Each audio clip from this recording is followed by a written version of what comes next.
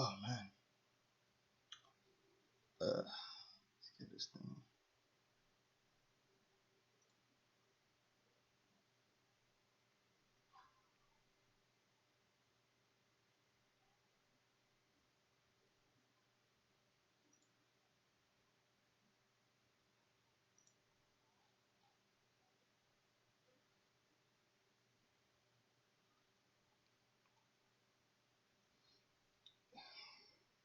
Get this thing up and running.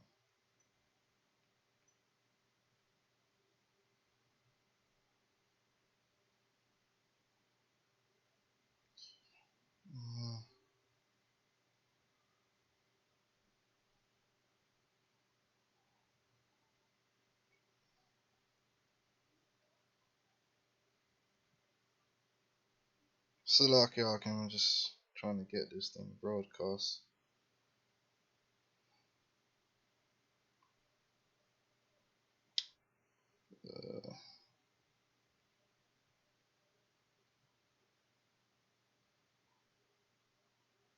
Okay. Should fine.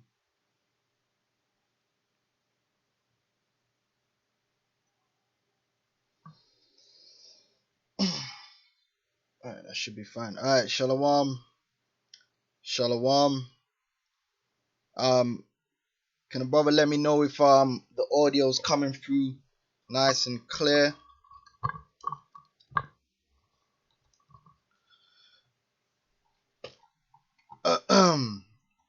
I haven't used this program in a while.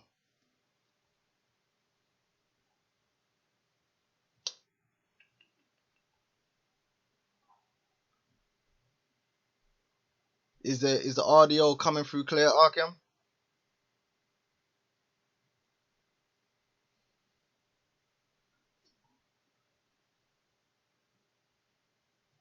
Okay, beautiful. All right, so first, oh man, I spelled that wrong. First, I'd like to give all praise unto Yahweh Shem Yahushai, and double honors unto the apostles and elders of Great Millstone, and honors to you brothers out there in the highways and the byways teaching this word in all sincerity and in truth. All right, before I eat. Double honors unto the apostles and elders of Great Millstone, and honors to you brothers out there and on the highways and the byways teaching this word in all sincerity and in truth. Shalom to you brothers that's listening and learning and supporting the ministry, and shalom to the sisters as well. Okay, basically I want to go into this Manchester terror attack, which you should have seen. I'm not really going to go into whether it's a false flag or not. I think we all can draw a conclusion for ourselves. Personally, I believe this is a pre-planned. You know, that's how it's gonna be. These events are all pre-planned. Now, exactly how they bring them to fruition, you know, you got to look at it deeper to see exactly, you know, whether it's, you know, Black Ops teams or whether they got a useful patsy or whatever the case may be. But that's not what this video is gonna be about. This video is gonna be about, and at the end of the day, the agenda that's going to be pushed forward through this terrorist attack and other events of the like, which are going to increase in severity and frequency worldwide, and especially in the West, because these events serve to create the chaos required by the Edomite elite, required by them for them in their minds to achieve their new world order. Now, on a spiritual level, we know that this chaos is also that they're going to bring down is also a judgment from the Heavenly Father on the people of the world. Okay, you know, a lot of people are going to die, you know, in these in the chaos, in the death and the destruction which is shortly going to come to pass. I mean, what we saw in Manchester is nothing. It really is nothing. It's nothing more than a psychological operation. 22 people dead is really nothing. when on the grand scheme of things. But the impact as far as pushing forward their agenda is real. So I just want to give a quick overview, if brothers will allow me, on what's happened so far. And then Lord will, I'm going to go into some legislations, right, and show how you have key legislations which they've prepared since 9/11 in the UK, in America, in France, you name the country. They have all brought forward legislations in recent times which, once you add some chaos to the mix, is going to serve for the purpose of centralizing power to the state, and ultimately, which their goal to centralize power in a world government, which is the whole agenda in a nutshell. So I'm going to bring out that information. Bear with me. But Lord, will you be edified and see that this thing is real. This thing is real. This is not a joke. All right. So let me jump straight to let me share my screen, and we're gonna walk together, man. So you had this event that happened in Manchester last night at a concert. 22 people allegedly have been killed, 59 injured, many of them young people, children. That's all part of the psychological operation. Young people and children get blasted on a daily worldwide, mainly by America and Britain. But I suppose those people are of no worth. Only these British citizens are of any worth. They're the only innocent ones on the planet that can be killed, so-called innocent. All right, but they can show Iraq getting blown to hell on TV live, and I mean that's not a callous and cowardly act, but it is what it is. They use these words. Callous seems to be the buzzword of the day. Callous, cowardly, whatever the case may be. They mentioned the disruption to infrastructure, which is key, because that's one of the definitions of terrorism. It disrupts infrastructure, and so forth. In the Manchester, which is pretty much, they say Birmingham is the second city of England, but some people would argue that Manchester is the second city of England in reality. But technically Birmingham is the second city, but Manchester is a major city. Here you got the Etihad Stadium, Manchester City Stadium. You also got Manchester United, two major football clubs there. All right. It says that if the bombing is confirmed to be a terrorist attack, because they're still trying to confirm it, they're still so-called investigating. All right, which they're the damage psychologically has already been done. Everyone's already assumed that anyway. If the bombing is confirmed to be a terrorist attack, it would be the worst in the UK since 52 people were killed in London bombings of July 2005. So here it is. This attack is not even as deadly as the previous one, but nevertheless, like I said, it's going to be used to push forward the agenda. All right. Now I wanted to bring this article out real quick. It says terror in Manchester, 3,500 potential terrorists and 400 ISIS, which you should already know that ISIS is an asset of the Anglo-American powers. Okay. ISIS fighters back from Syria in the UK. It says the number of potential terrorists being watched in the UK at the time of the Manchester bombing has swelled to nearly 3,500. But our security services are using powers to monitor them less than they did a year ago. So the security service apparently they're not using their powers which they have liberally as they should. This is key because remember the agenda is all about the state receiving more powers. Okay? And like I said, when you look at all these terrorist attacks that happen all over Europe, there's one thing which is pretty much a theme of all the attacks. The person who committed the attack, which in this case this guy was Libyan, were always on a terror watch list. But yet they were still able to carry out an attack. So again, that's problem, reaction, solution.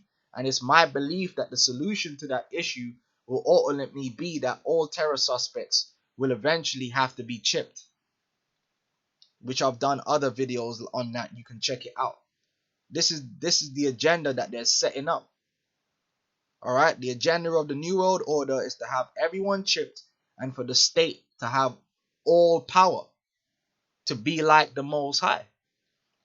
Okay, so with that being said, I want to get a scripture, that one of my favorite scriptures to bring out, because when you see these events happening, you should see these events as a great sword being prepared. These legislations, these events, they're all leading up to the day when the state is going to use their powers on you, the people. And many of you are going to die by the hands of the state, especially of you so-called Negroes, Hispanics, and Native American Indians, man. But even of his own people, Esau's going to kill many of his own people using the powers of the state. Not to mention the other issues that's going to come with that, the famine and race riots and lawlessness and so forth. All right, the chaos itself. Now Ezekiel 21:9 says, Son of man, prophesy and say, Thus saith the Lord. Say, a sword is sharpened and is also furbished. Now that sword represents Esau's power structure, man. His military, his martial law troops, his police, their legislation, even the legislations they pass is part of them sharpening the sword. In America, you got the NDAA, okay, and the Patriot Act. In England, you got the Civil Contingencies Act of 2004, and also the Terrorism Act of 2000, which has been amended after that too, I believe. All right, these legislations are part of the sword being sharpened, mainly towards you so-called Negroes, Hispanics, and Native American Indians, and especially of those of you who have faith in Yahweh Shem Yahushai. Because if you have a belief or an ideal which is different from that of the New World Order, then you're going to be a direct target of the state in that day. All right, these things, they make it look like they're designed for Islamic terrorism, but when you actually go into the legislations mention nothing about Islamic terrorism. The legislation is very broad. The definitions are very broad and open, because ultimately these legislations form the backbone of the New World Order and complete state control and power over life and death. All right, it says it is sharpened to make a sore slaughter, because by way of the state and the military and their martial law troops, there's going to be a sore slaughter upon you Israelites. They're already deeming that the society also already deems you so-called Negroes, Hispanics, and Native American Indians to be of a criminal element in society. Now, if you notice, the brother Ramah brought it out. If I can get his channel up, the brother Ramah, the capo, the governor over here on the British Isles. I'm gonna show you his channel GMS UK. The end is nigh. He did a video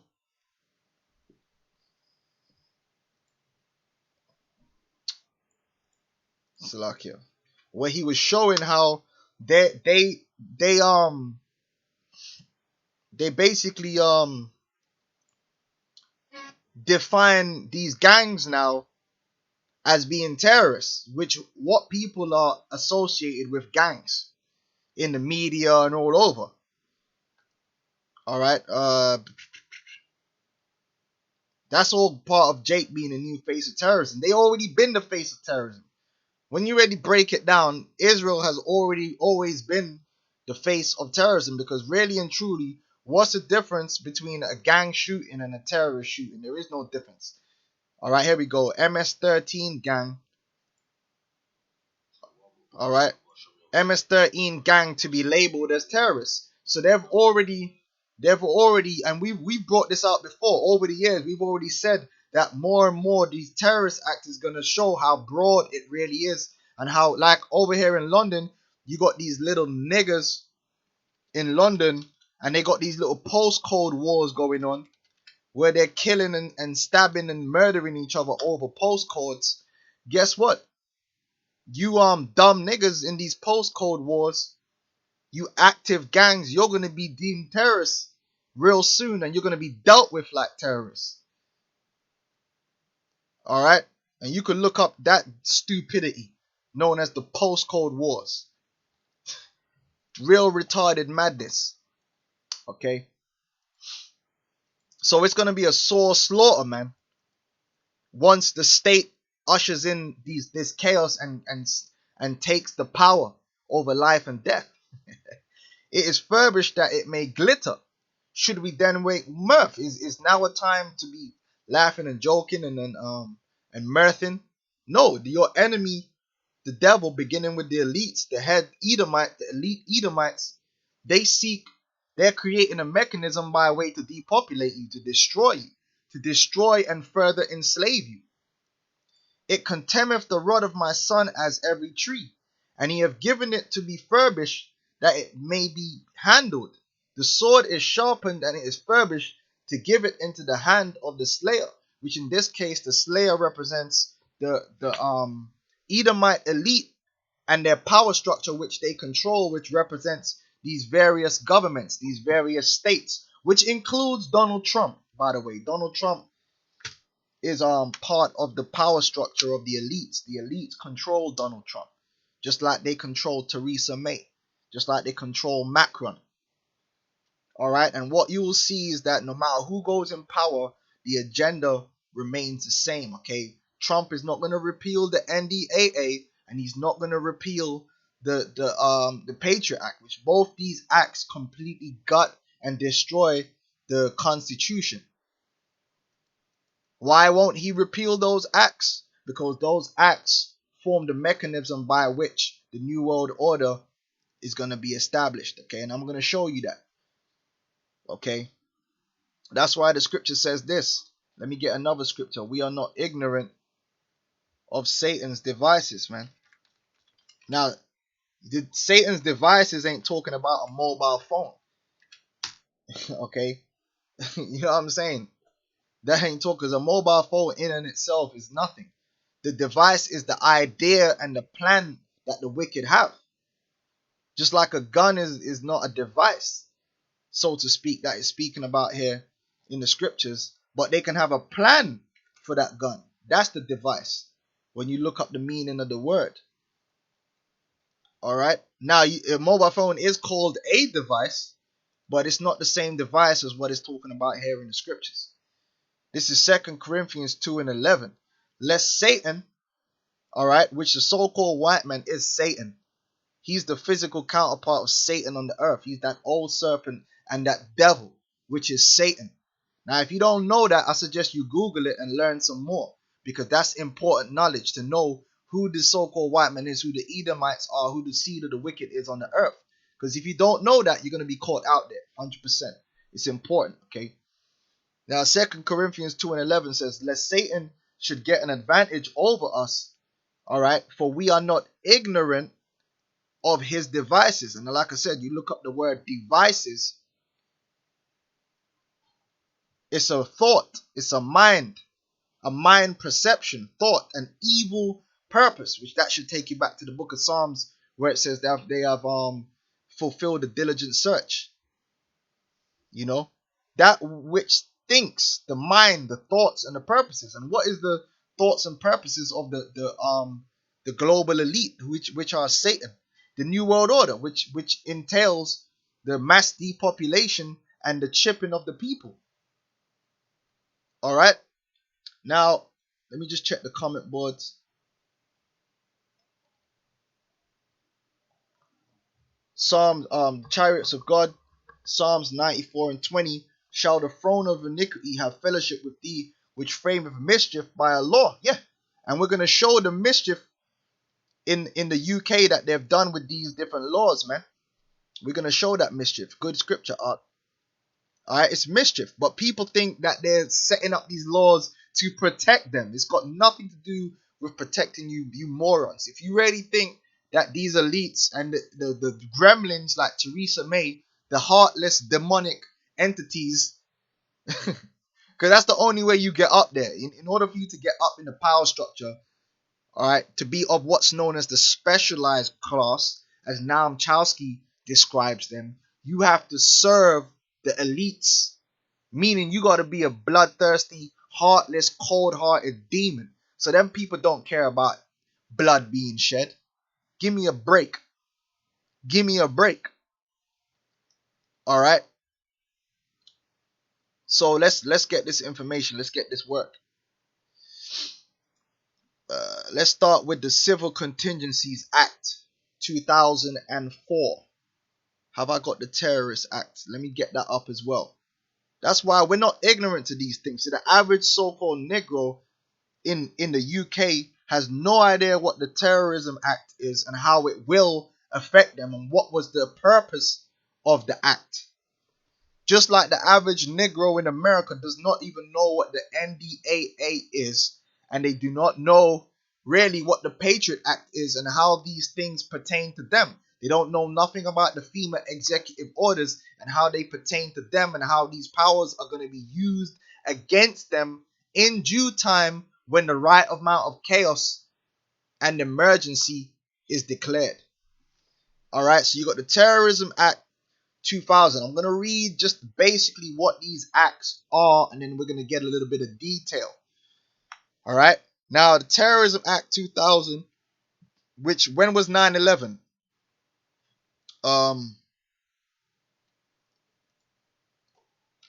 It escapes me. 9/11 was 2001, I believe. 2000, right. 9/11 was 2001. All right. So they already set this up, and I believe they amended the Terrorism Act later on.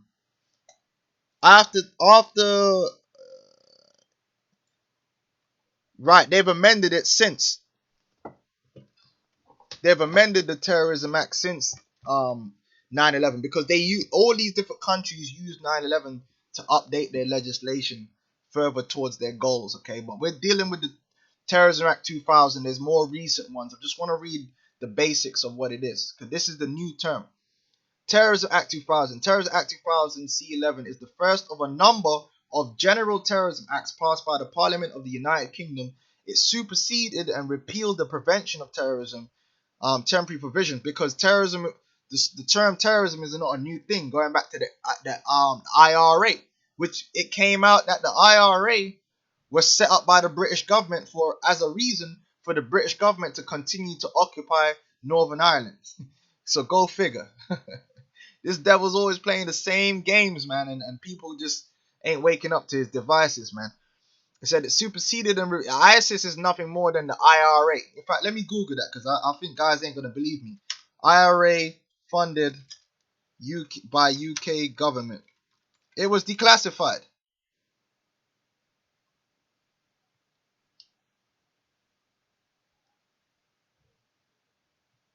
Yep. Extent of secret links between government and IRA revealed. Lord stunned by Tory pairs IRA funding claim. It already came out, man. It already came out. All right. Order ab KO, baby. That's the name of the game. So let's jump back here. That's why you had a Terrorism Act before 9/11. But 9/11 allowed them to broaden it. The powers, which is what it's all about. I'm going to show you that. The reason for all this chaos is eventually it's all about the centralization of power, which is what the New World Order essentially is. The powers it provides the police have been controversial, leading to noted cases of alleged abuse and legal challenges in British and European courts. The stop and search powers under Section 44 of the Act have been ruled illegal by the European Court of Human Rights. Alright, so you got the Terrorism Act, which they amended. That's one act which forms part of this whole deal. Alright, which when you go in there and you look up the definition of terrorism, it's very broad. You could do it yourself. It's very broad and basically can apply to anyone and anything. Alright, it's got nothing to, in the terrorism acts, it's got nothing to do with Islamic terrorism, okay? The next act we're going to look at for the UK is the Civil Contingencies Act 2004. Now, this act is pretty much akin to the FEMA executive orders when you read them. It basically just gives the government power to rewrite, amend laws as they see fit in an emergency. All right, so the Civil Continuous Act 2004 is an act of Parliament of the United Kingdom that establishes a coherent framework for emergency planning and response ranging from local to national level. It also replaces former civil defense and emergency power legislation of the 20th century. Now I want to jump to the Act. The Act is divided into three parts. Part 1 defines the obligations of certain organizations to prepare for various types of emergencies. Part 2, which is we're going to key in on, provides additional powers for the government to use in the event of a large-scale emergency. Additional powers. These are powers which the government does not normally have. This is the key, and this is the way they're going to try and bring in the New World Order, because that's what it is. The New World Order is pretty much additional powers, and I'm going to show you that. Now, on this section for the Civil Contingencies Act, if we go to part 2, we're going to read the part 2 emergency powers, right? In fact, let me check the comment board real quick.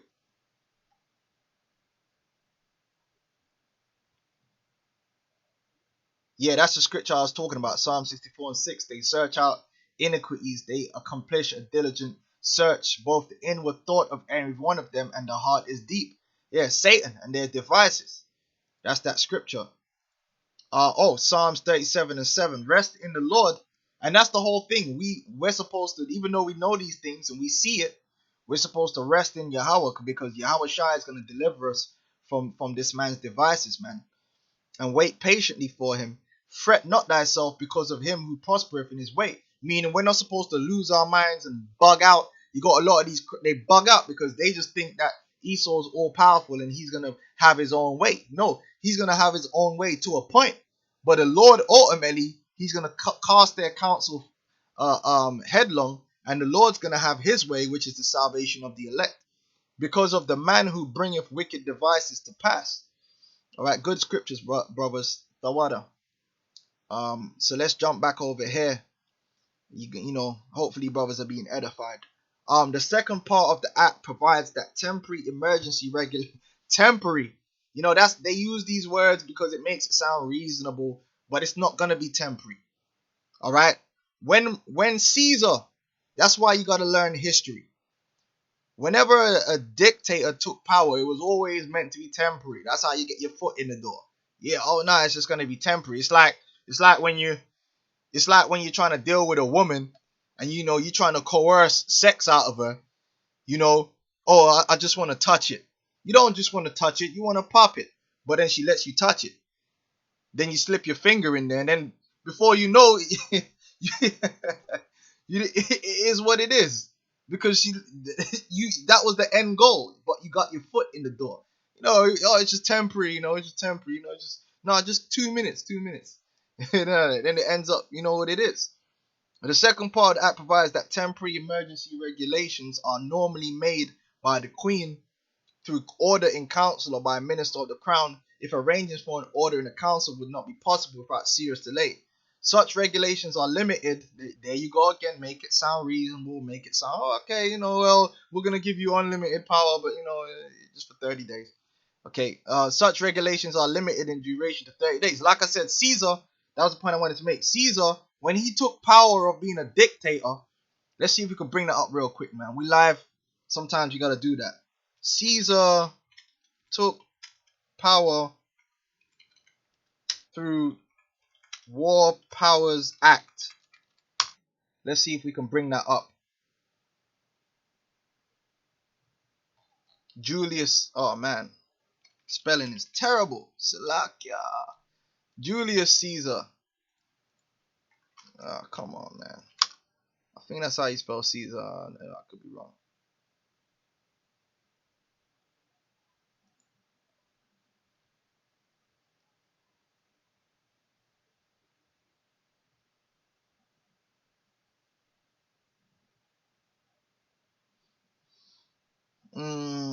see if we can get it. Julius constitutional framework.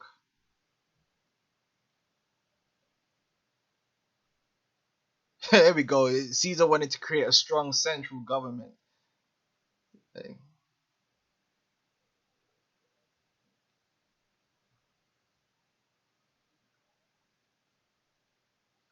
See, I'm trying to find. There's an actual law because the first tyrant. If I see it's live, I didn't prepare it. The first guy that did it was a guy before Julius actually copied another guy that had to get killed. Caesar used War Powers Act to gain power. Pretty much, that's how you know America is Rome all over again, because the same legislations are now in today's Rome.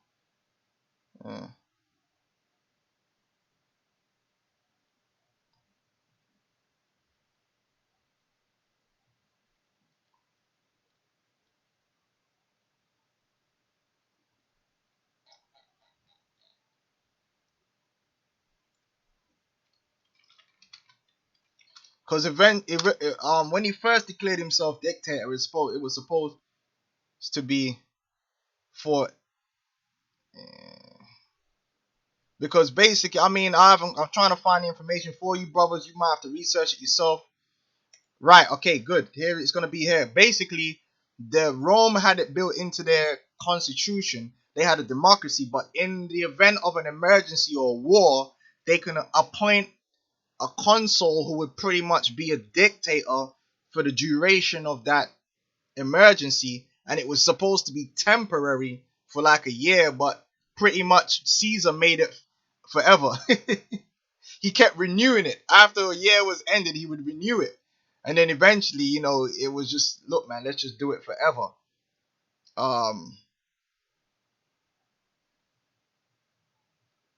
Origin. See if we could get it real quick. I mean, we're segueing, but it's important to know these history.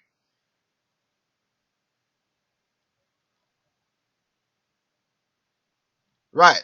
So here it is. It says nomination. Okay, the appointment of a dictator involved 3 steps. First, the Senate, which that should sound familiar, all right, would issue a decree known as the Senatus Consultum, authorizing one of the consuls to nominate a dictator. Now, this is in Rome, which was supposed to be a democracy, but they had this built into their legislation, which is built into the legislations of these other societies that rise up from Rome. Technically, a senatus consultum was advisory and did not have the force of law, but in practice it was nearly always followed. Either consul could nominate a dictator. If both consuls were available, the dictator was chosen by agreement. If they could not agree, the consuls would draw lots for the responsibility. Finally, the commotia curiata would be called upon to confer imperium on the dictator through the passage of law known as lex curiata de imperio. A dictator could be nominated for different reasons or causa. The 3 most common were gerendo. I don't speak Latin, okay? I'm doing my best. Gerende causa, for the matter to be done, used in the case of dictators to appoint to hold a military command against a specific enemy.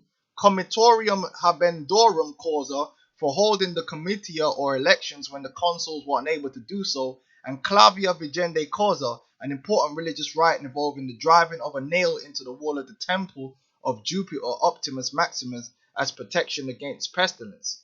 Other reasons include seditionis sedande causa, to quell sedition. Now that's going to come into play, baby. That is going to come into play again in Rome today. All right, these things are nothing new. There is just nothing new, baby. And Julius Caesar used these powers to perfection to become the first Caesar. Ferrarium constituendaram causa, to establish a religious holiday, blah blah blah. Roman games, whatever. All right. Now, I wonder if it should mention Caesar.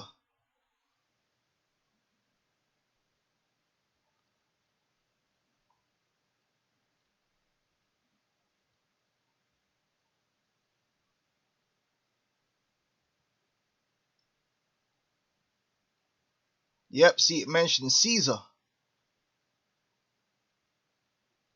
Yeah, Sulla. I think this was the guy here. He was the first one to do it, and I think they had to put his ass to death. And that's where you got to get the word tyrant from. All right, so there was a big history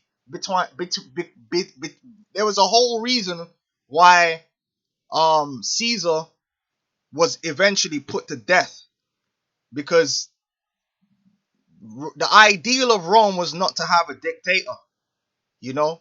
But Caesar, being the opportunist that he was, he lusted for that power and he took that power. And that's why Brutus, who his family line went back way back in Rome, Edomite, they all set up to kill the guy because they called him a tyrant. And that was going back to this guy Sulla, who was the guy before Caesar who tried to do the same thing. Lucius Cornelius Sulla. Cornelius. It says, for the next century, Rome's ordinary magistrates and pro-magistrates successfully carried out on all Roman campaigns without the need for a dictator. The office fell into abeyance. Then in 82 BC, so this is before Caesar, the dictatorship was suddenly revived by Sulla. Sulla, already a successful general, had previously marched on Rome and taken the city from his political opponent 6 years earlier. And that's why, like I said, this leads into Julius Caesar and what he did. But after he permitted the election of a magistrate for 87 and departed to campaign in the east, his enemies returned. In 83, he turned his attention to regaining Rome, and after defeating his opponent decisively the next year, the Senate and the people named him Dictator Ligibus Faciendis et Republicae Constitutandi, whatever, giving Sulla the power to rewrite the Roman constitution. Now, does this sound similar to the Patriot Act, the NDAA, the Civil Contingencies Act 2004, the Terrorism Act? Yes, it's the same thing being regurgitated all over again without any time limit. Sulla doubled this, so eventually there was a time limit, but eventually he took the time limit off, which Caesar did the same thing, and then the Caesars that came after him did it. Sulla doubled the size of the Senate from 300 to 600, filling its ranks with his supporters. He then placed severe limits on tribunican power, limiting the veto and forbidding ex-tribunes from holding higher magistrates. Blah, blah, blah, blah, blah, blah, blah, blah. It says the dictatorial power was then granted to Caesar in 49 BC when he returned to Rome from his campaigns in Gaul and put the forces of Pompey to flight. He resigned the dictatorship after only 11 days, having held the comitia at which he himself was elected consul for the following year. Late in 48, Caesar was named Dictator Regerunde Causa with a term of 1 year. That's that temporary that I told you about. And granted, and Trump is going to get that power, man. We believe Trump is going to get that power. I'm not sure. These different leaders of these different nations, they're going to get this power again. And they're going to use it like what Caesar did. And Caesar put hell. He brought martial law. He had his troops on the streets. And if you disagreed with Caesar, that's why they had to plan in secret. You got X'd out. And granted the tribunician whatever power for an indefinite period. He saw to the impeachment of 2 tribunes who had tried to obstruct him, and having been granted censorial powers, he filled the depleted numbers of the Senate with his supporters, raising the number of senators to 900. In 47, he was named dictator for a term of 10 years, shortly before his assassination in BC 44, because like I said, you had Romans who basically didn't like the idea of that Rome was becoming a dictatorship, man, because it goes back to an old Roman ideal of democracy. Caesar was named Dictator Perpetuo Republicae Constitutandi, whatever, and given the power to appoint magistrates at will, which that basically means dictator for life. So I just wanted to give you that brief history to show you that this, what I'm bringing out about the Civil Contingencies Act, the FEMA, like executive orders, the fact that the American president is passing executive orders shows that they've already taken the status of being a Caesar and a dictator. What the hell do you think an executive order is? That's not constitutional. That's not democratic. Man. Hey, you people are going to learn the hard way when this shit really hits the fan. What it's really all about. Okay, let me hit the comment boards, then we're going to continue with these emergency powers. Um, let's get some of these scriptures out. Yeah.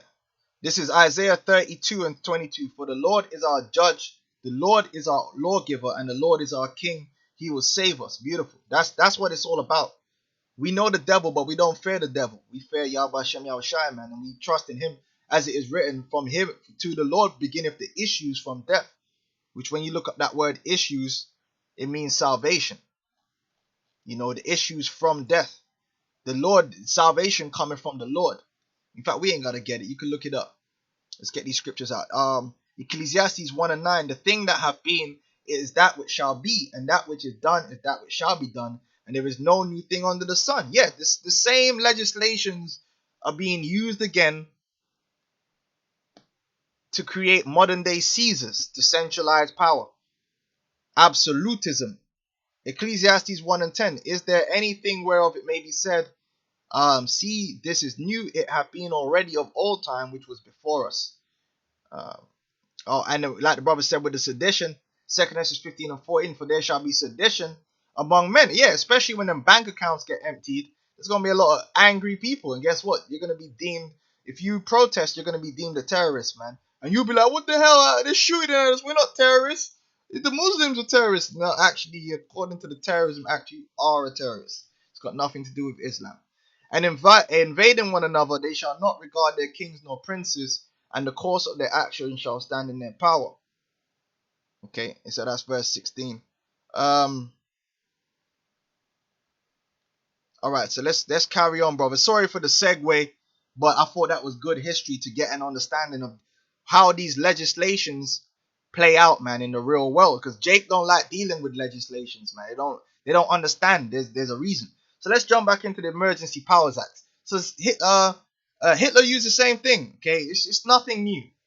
It's nothing new. All that ABKO is nothing new. Okay. Let's carry on. So that 30 days, look, man, like I said, Caesar was meant to be in power according to legislation for a year. Look, man, they can change that. Okay.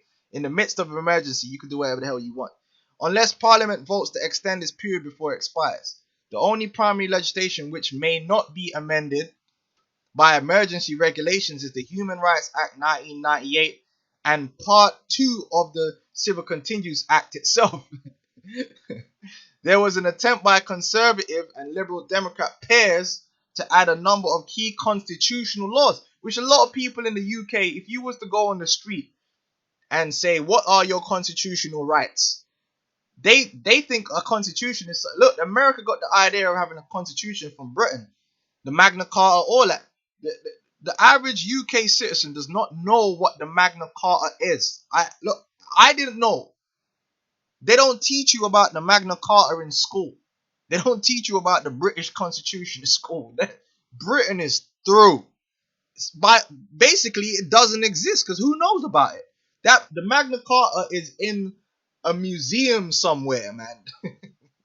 I don't even know what museum. Where is the Magna Carta?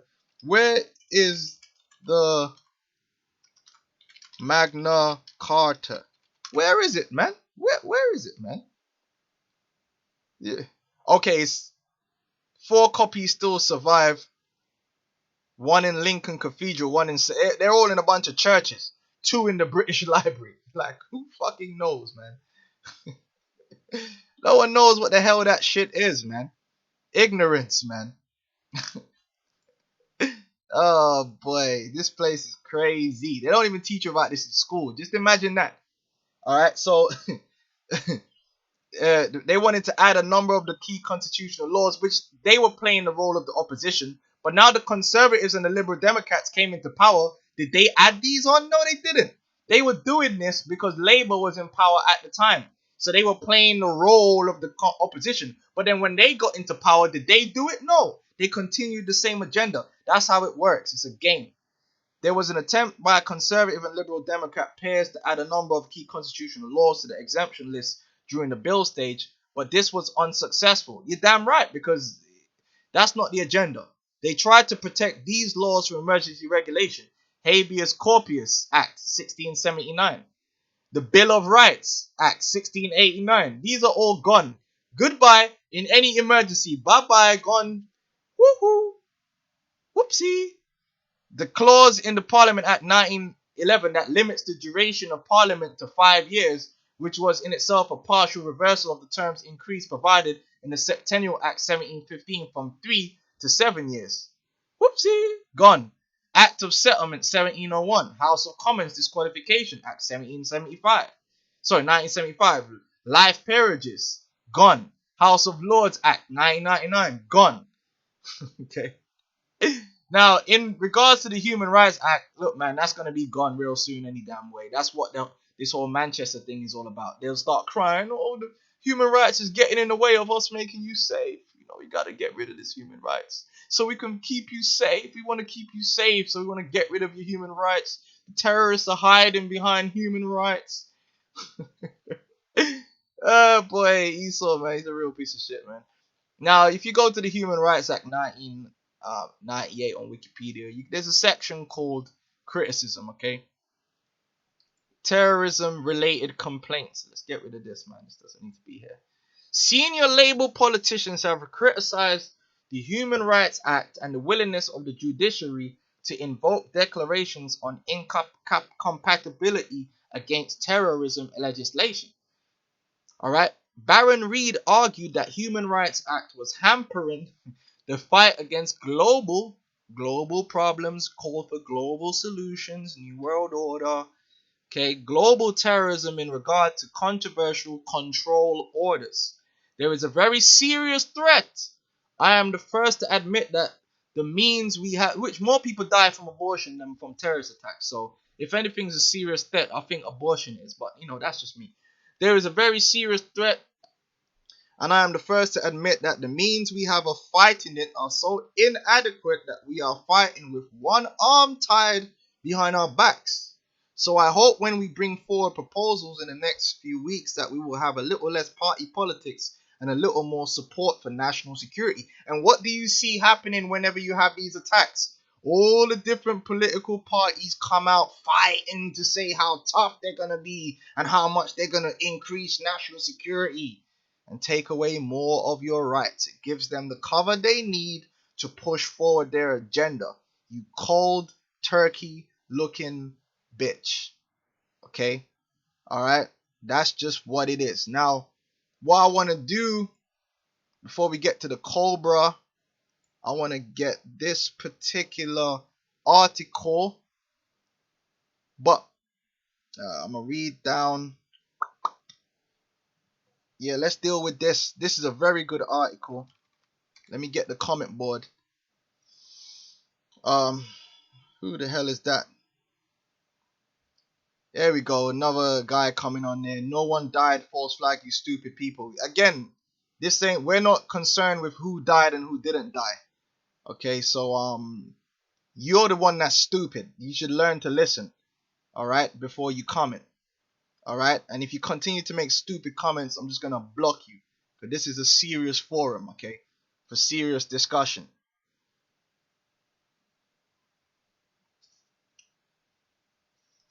Yeah, man. Yeah, so yeah, that's how it is, man. 30 crackers die, and it's that it's the most horrible event that ever happened in the history of mankind, and whoever is responsible needs to be burned. Them and their family, that's the sentiment, man.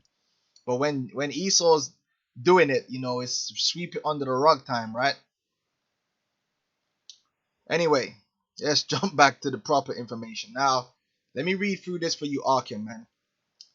Blair's Enabling Act. All right. What is the rationale for the proposed civil contingency bill?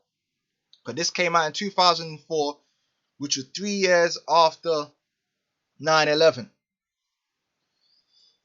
To modernize the framework for handling civil emergencies in the Civil Defense and Emergency Powers Act. Yeah, what? Wrong. It's to forward the agenda of the New World Order. That's the correct answer. Under what circumstances can the government act? Well, that's easy. In order for them to achieve the goal which Civil Contingencies Bill brings, which is centralized power of the state, they need the KO, baby. They need the chaos, baby.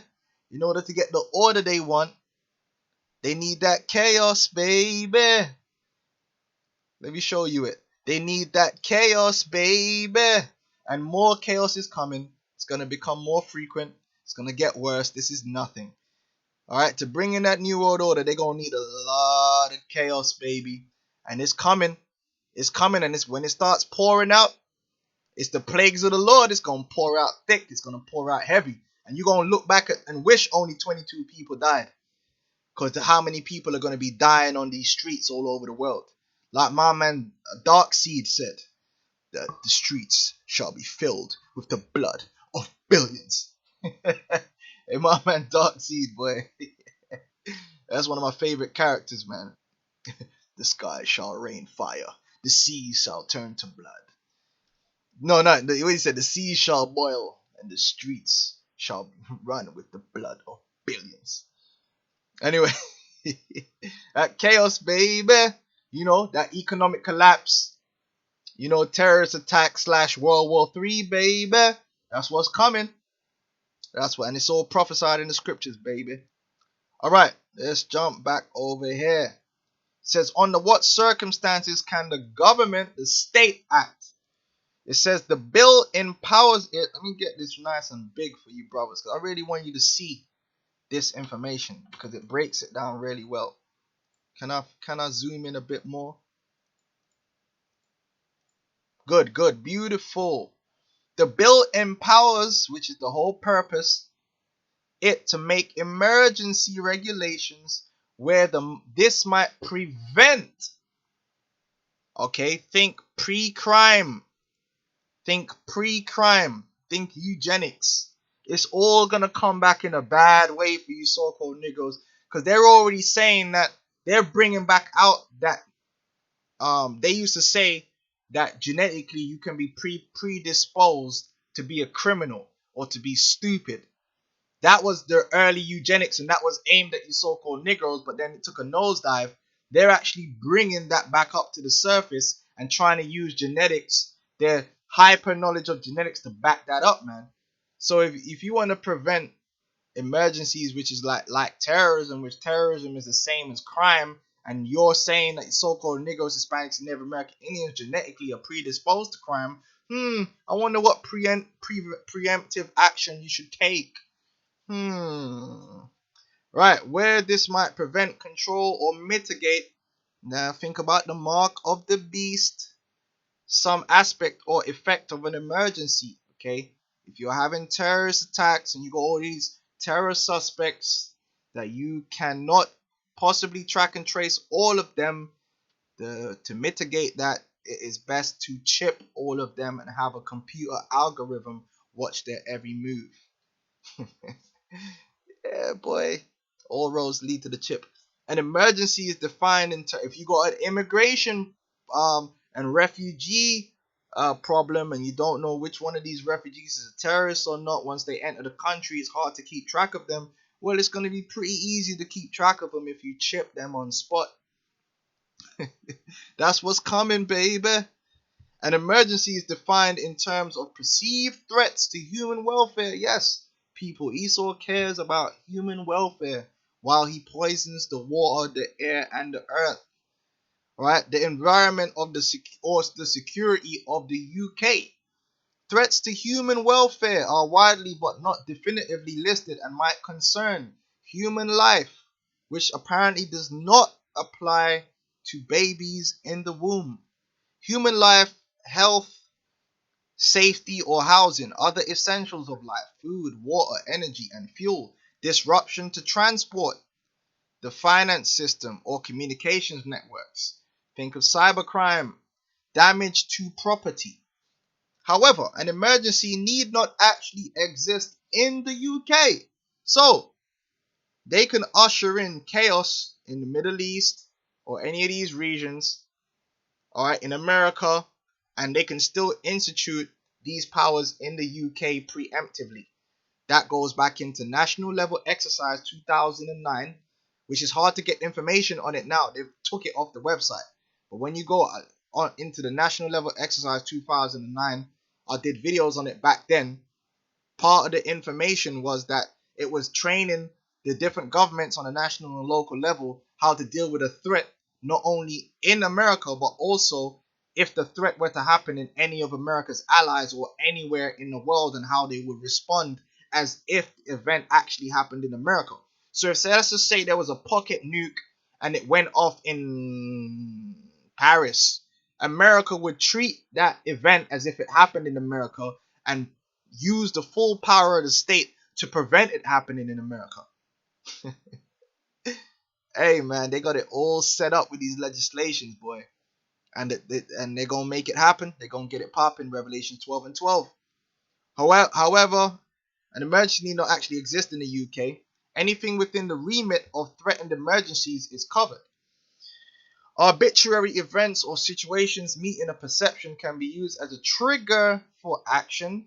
These events or situations can be abroad or in the UK. The term security is undefined as usual. Its use in EU circles covers economic stability, economic collapse is one of them emergencies, and diplomatic activities, as well as military and intelligence matters. There are references to terrorism, but the government has already craftily reinterpreted the definition of terrorism in the Terrorism Act 2000 to include bans on protests in the Greater London area that were unrelated to an objective threat. What did I tell you, man? When you go into these terrorist acts, they're very broad and apply to any and anything they want it to apply to. It ain't about Islamic terrorism. And yes, it will apply to the Hebrew Israelites. It will apply to anyone who is deemed a threat or is deemed surplus to requirements of the New World Order. You will be a terrorist. If you do not receive the mark of the beast, which is the chip, you will be deemed a terrorist. Oh, I don't want to take the chip. I just want to be a citizen. Nope, you take the chip or you are a terrorist. That is what's coming. Let's get Revelation 13. That is what's coming. That's going to be the choice. If you want to be an American citizen, if you want to be a French citizen, if you want to bask under the shadow of the state, of the beast, of the powers that be, you are going to be required to receive a mark in your hand or in your forehead, which is the implantable RFID chip, which allow the government to implant you into their digital system of control. Revelation 13. All right. While I'm getting that, let me quickly check the comment boards.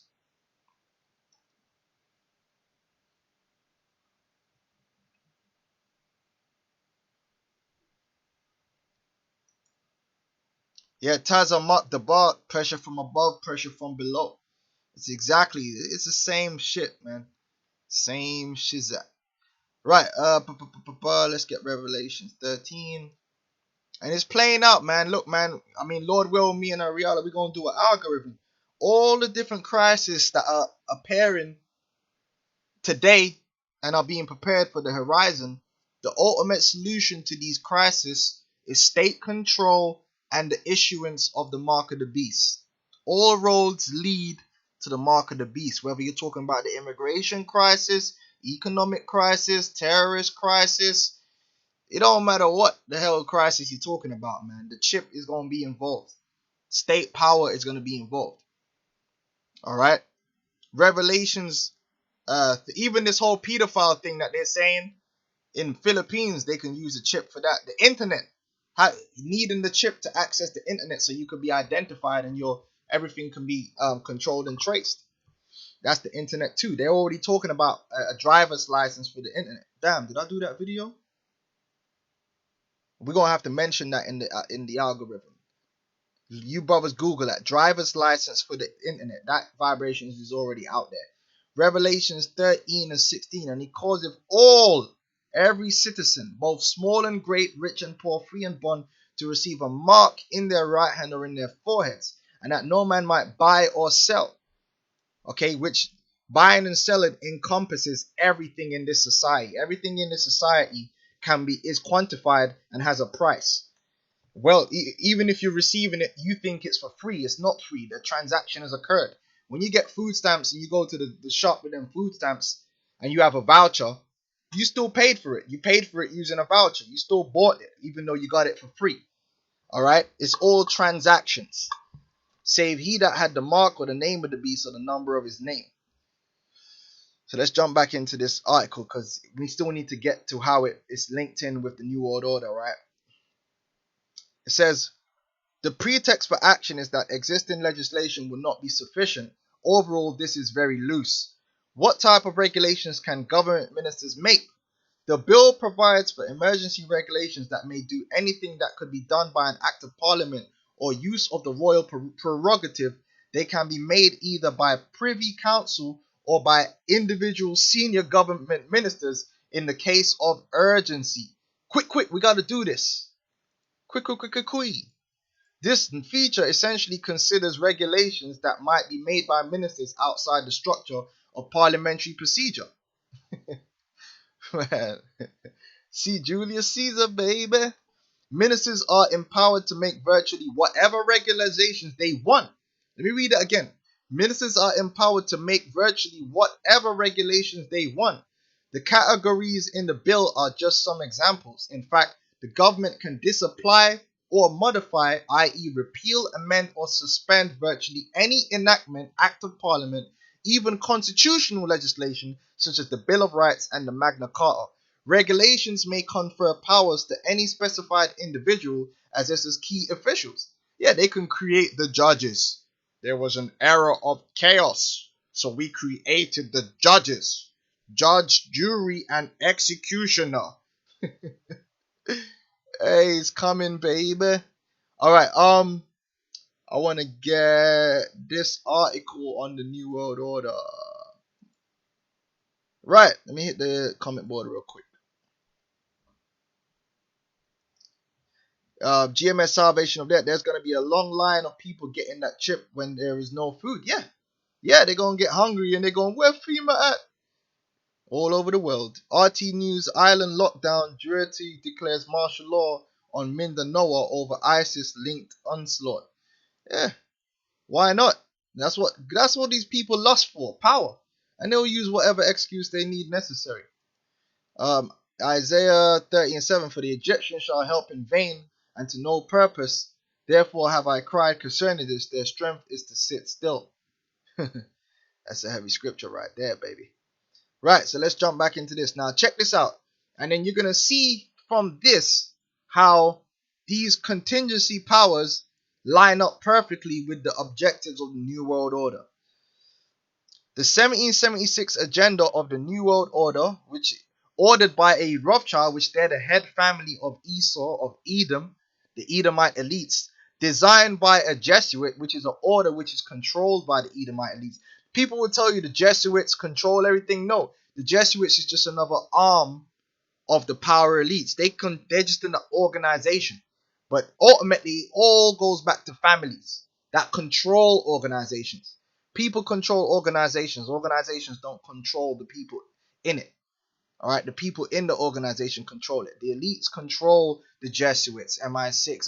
They control all these societies, man, and they work together. In fact, many people they'll be interwoven in these different societies, man. There'll be Jesuits at the same time. There'll be Masons at the same time. There'll be MI5. It's all that bullshit. Now, it says the history of the New World Order is beautifully made and laid out. Besides being very comprehensible and getting to the salient points, it's being compiled by Michael's Journal of Catholic Patriots for the social credit monetary reform through the education of the population and not through political parties. It lists 7 objectives. The abolition of all ordered governments. Okay, when you're destroying, basically democracy is going to be destroyed, right? They abolish the way of government to bring in a new way of government which they control completely.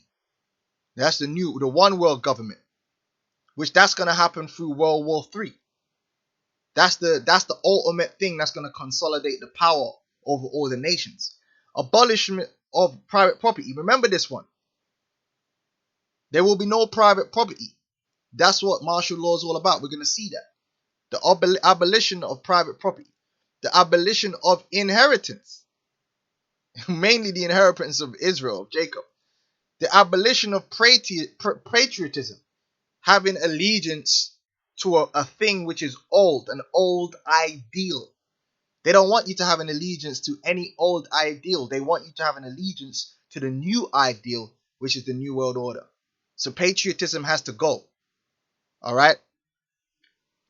Abolition of the family.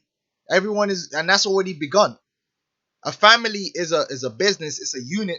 The head of that family is the father. Then you have a mother or a series of mothers. Okay, because a man can have more than one woman in his household, more than one wife. The father is the head and the pillar. All right, the patriarch.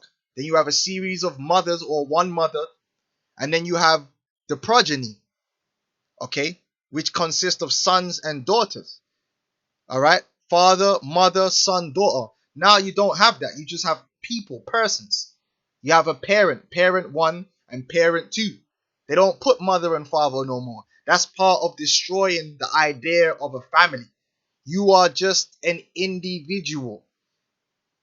That's all you are. You are a number which is assigned. Abolition of religion. And when it means religion, it means the religions of old. There's going to be a new religion, which is going to be the worship of the elites, the worship of the state, the creation of a world government. Now, how can all these things be done? Let's go back to this. Order ab chaos. Now, let's read what it says here can be done under the Civil Contingencies Act. The more drastic possibilities include confiscation of property with or without compensation. Now, didn't we just read one of the goals of the New World Order is the end of private property? Destruction of property, animals or plants with or without compensation. Deployment of armed forces. Forced movement to or from a place. Forcing a person to act without remuneration or compensation. Prohibiting assembly. Prohibiting travel. Or virtually any other activity. Okay? What other actions could be enabled by the bill? Possibilities not mentioned could include imposing taxation or compulsory ID cards or implantable RFID chips. You see? Restricting the freedom of the press, which that's already been set up. That's why Donald Trump pushed that thing out there about fake news. Now, if there's fake news and everyone's accusing the mainstream media, which is private, of fake news, and they're also accusing the alternative media of fake news, please tell me what the solution to that is. Well, it means that the government is going to have to nationalize the media in order to control and make sure there's no fake news. Duh! Problem, reaction, solution. And Alex Jones is helping with that. Okay? Banning a critical organization. That includes religions, because religions are now organizations too. 501c3. Neutralizing the House of Lords as a brake on government power to act, or even handing over powers to a foreign power or armed force like the UN. So you can see here how the Civil Contingencies Act plays right into the hand of the New World Order agenda, and how in order to trigger that they need chaos, and they're building up to it. And like I said, this is nothing new. In America, they have the Patriot Act 1 and 2. Alright, the Patriot Act, same shit, different name. And also the NDAA, which allows them to disappear your ass without no explanation. National Defense Authorization Act. And they also have the FEMA Executive Orders, which is basically the New World Order, which are already in place and are waiting for the proper emergency to be enacted. And you can go and read through the FEMA emergency executive orders. Forbidden normally has it.